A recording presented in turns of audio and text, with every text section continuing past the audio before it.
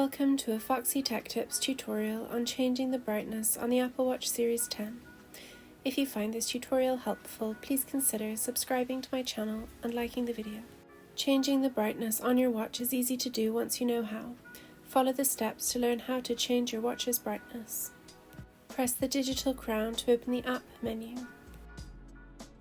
Tap the settings cog to open settings. Scroll down and select Display and Brightness. At the top of the page here, you can change the display brightness of your watch. You can tap the sun on the left to lower the brightness and the sun on the right to increase the brightness. Or you can use the digital crown to increase and decrease the display brightness when the setting is selected. And that draws an end to this tutorial.